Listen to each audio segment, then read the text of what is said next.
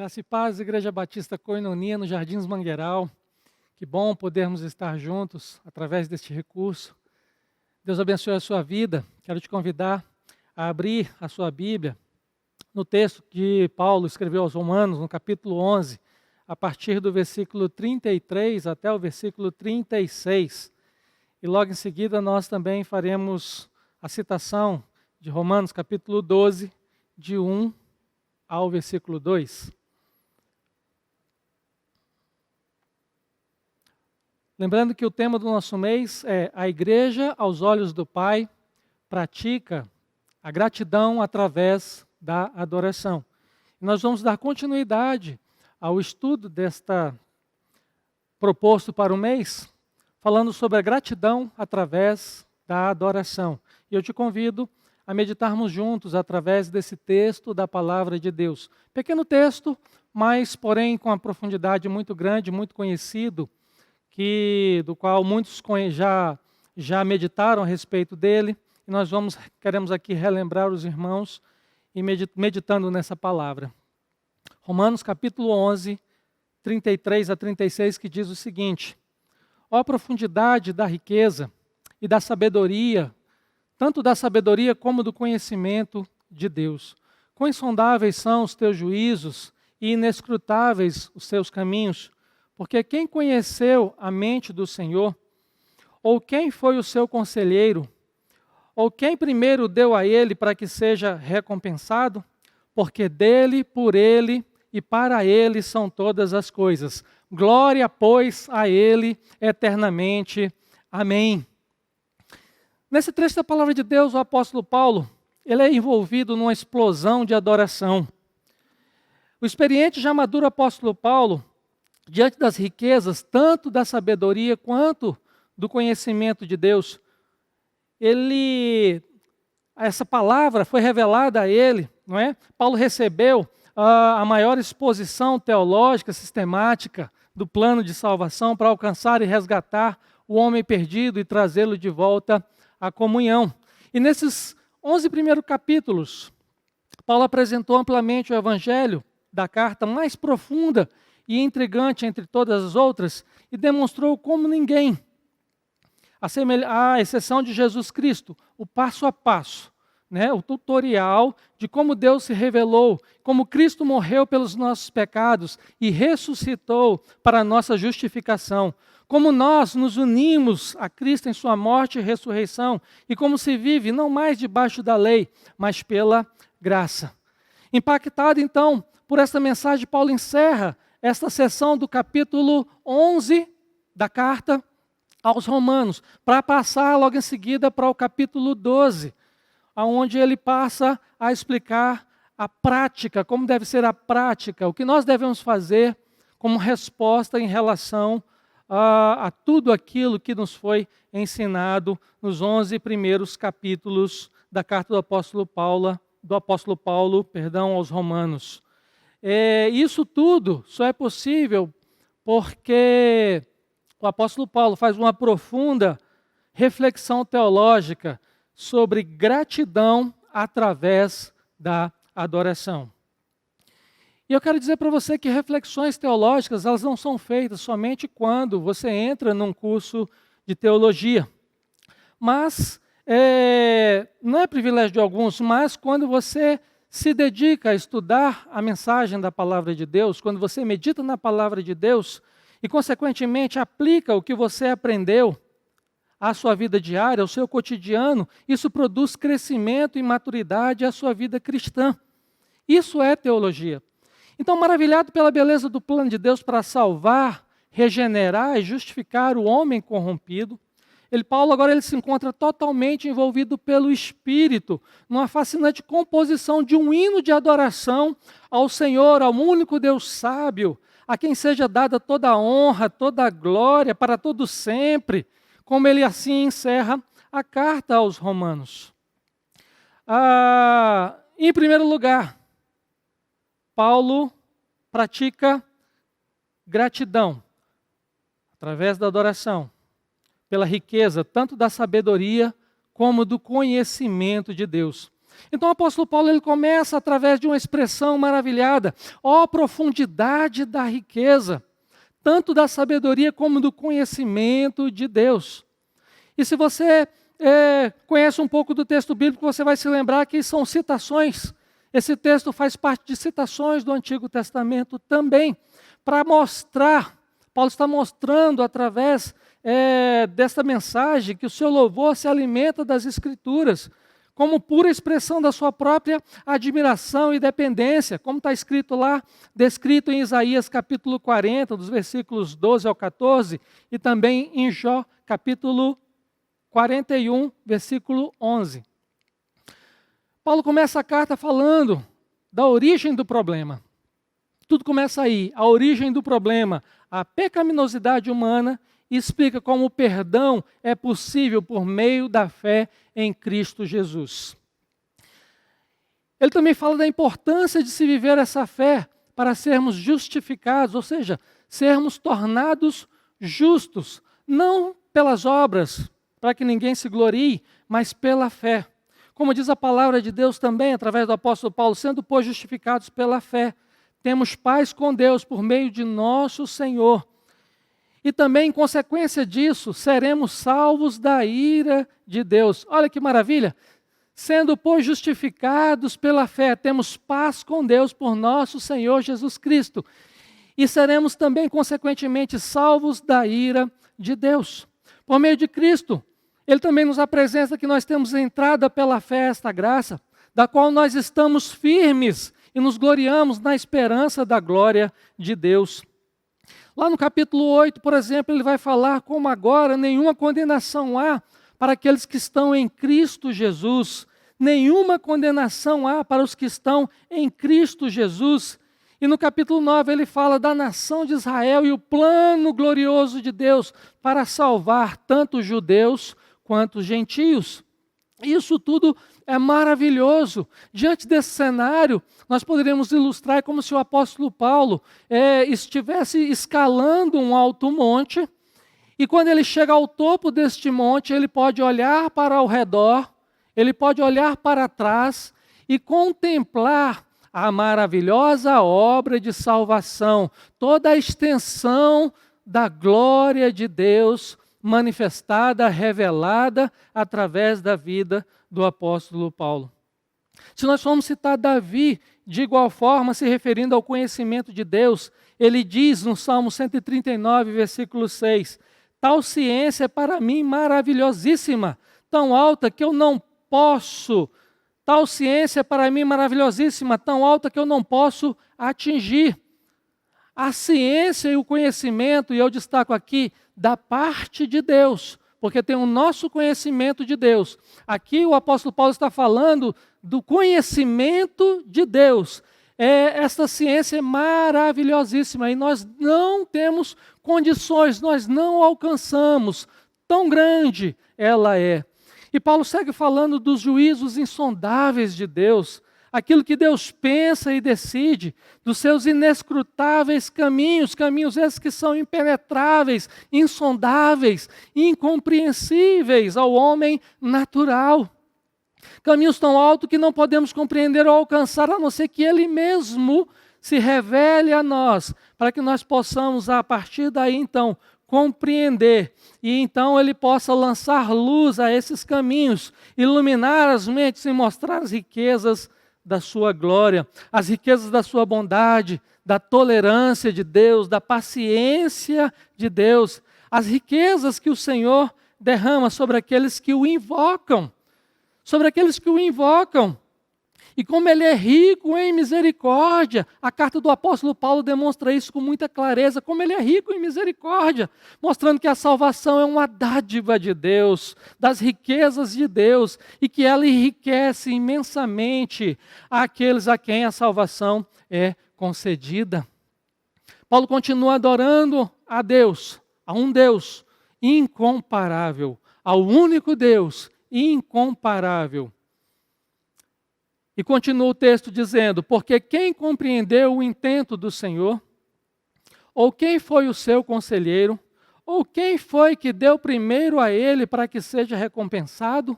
Ninguém Ninguém. Quem compreendeu a mente do Senhor, ou quem foi o seu conselheiro, ou quem foi que deu primeiro a ele para que seja recompensado? Ninguém, ninguém.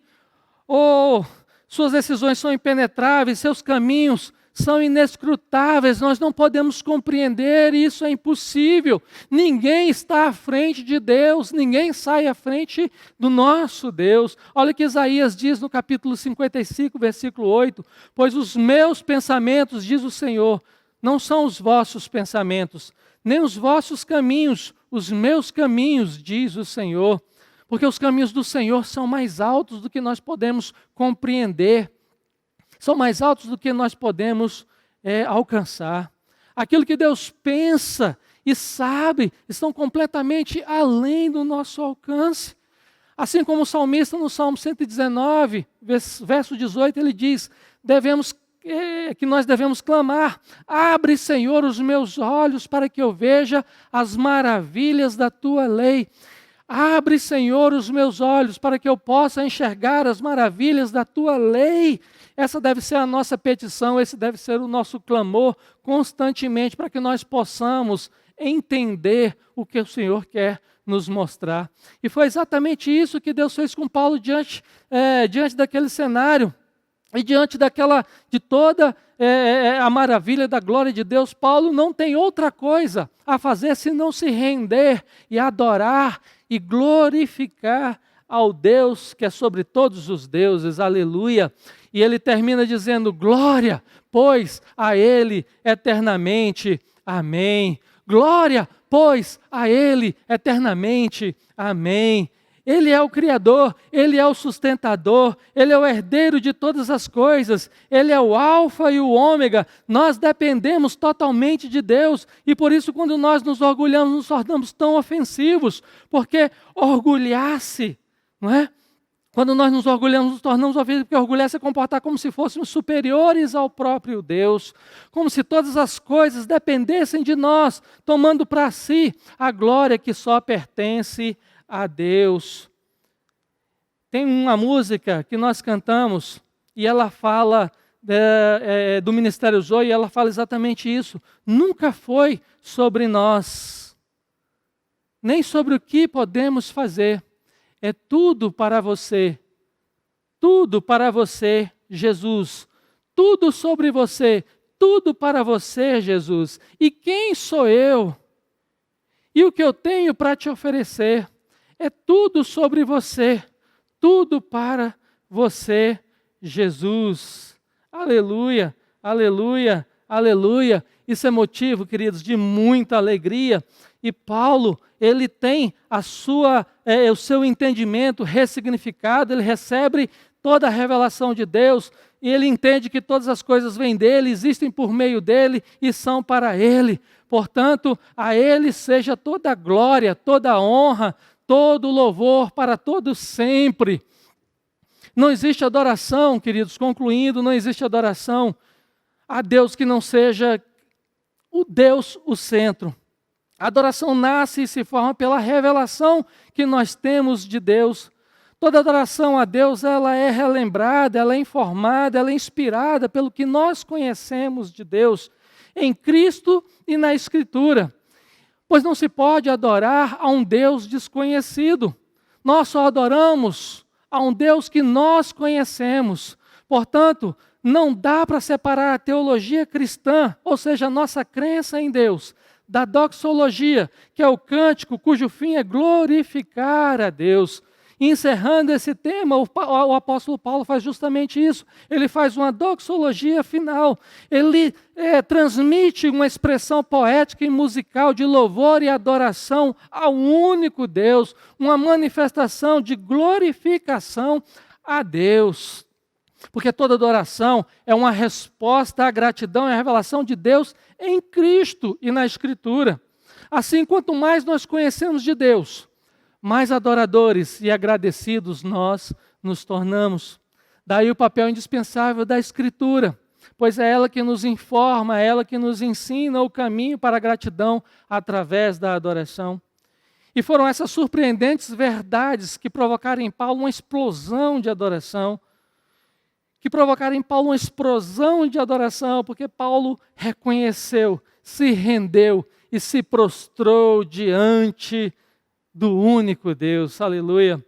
Então, queridos, pelo conhecimento da palavra de Deus é lançado luz aos nossos caminhos e nós somos convidados à adoração espontânea, à adoração verdadeira e à adoração duradoura. Adoremos ao único que é digno de receber honra e glória em espírito e em verdade. O salmista também diz no Salmo 115, verso 1, não a nós, Senhor, não a nós, mas ao teu nome dá glória, porque só tu és digno de receber toda a honra, toda a glória, toda a adoração que te são devidas. E o apóstolo Paulo conclui dizendo, porque dele e por ele e para ele são todas as coisas. Glória, pois, a ele eternamente. Amém. Para finalizar, o apóstolo Paulo ele passa agora para o capítulo 12 de Romanos, os 2 primeiros versículos, onde ele chama a atenção dos seus ouvintes. Para quê? A partir de agora, portanto, diante do que foi explicado, diante de tão grande demonstração do amor de Deus, do plano de Deus para salvar, para livrar o seu povo, ele clama, rogo-vos, pois, irmãos, pela compaixão de Deus, que apresenteis os vossos corpos como sacrifício vivo, santo e agradável a Deus, que é o vosso culto racional. E não vos conformeis com este mundo, mas transformai-vos pela renovação da vossa mente, para que possais experimentar qual seja a boa, perfeita e agradável vontade de Deus para a vossa vida. Nós cultuamos a Deus com gratidão em nossos corações. Seguiremos cultuando a Deus, a despeito de toda e qualquer dificuldade. Daremos sempre toda a honra e toda a glória a Ele, como uma resposta a tudo o que Ele é para nós, a tudo o que Ele é para nós. E, consequentemente, também, nós devemos nos posicionar e não se conformar com este mundo, mas, a partir daí, aceitar a Jesus Cristo como Senhor e Salvador das nossas vidas. Porque Paulo entendeu, e assim como Paulo entendeu, eu te convido a entender também, a meditar nessa palavra. Assim como Paulo entendeu e maravilhado se rendeu, eu convido você a se render nesta noite e aceitar ao único que é digno de receber honra, glória, louvor e adoração. A Igreja do Senhor Jesus agradece a Deus através da adoração que lhe é devida. Vamos orar. Senhor nosso Deus e Pai, nós bendizemos o Teu nome e te agradecemos, Senhor, pelo Teu grande amor para conosco. Nós queremos, Senhor, te agradecer porque de uma forma tão maravilhosa que nós não podemos compreender, foge ao nosso entendimento. Nós não temos palavras, Senhor, para expressar tão grande amor. Mas com alegria, Senhor, nos corações, nós te adoramos, nós te bendizemos, nós te agradecemos, ó Deus, por causa de todo o teu amor e o plano que o Senhor desenvolveu para que nós pudéssemos ser salvos, para que encontrássemos a salvação, e a salvação está em Ti, Jesus. Nós queremos Te louvar e Te bendizer e suplicar que o Teu Espírito Santo fale a cada coração, que o Teu Espírito Santo se revele a cada um dos Teus filhos, para que possa de igual modo compreender, Senhor, a Tua vontade, entender que tudo vem de Ti, tudo é por Ti e para Ti. Assim, ó Deus, nós queremos, como o apóstolo Paulo, Te adorar, em espírito e em verdade, Te bendizer, no nome santo e precioso de Jesus. Amém. Deus abençoe a sua vida, que o Senhor continue falando ao seu coração, em nome de Jesus. Amém.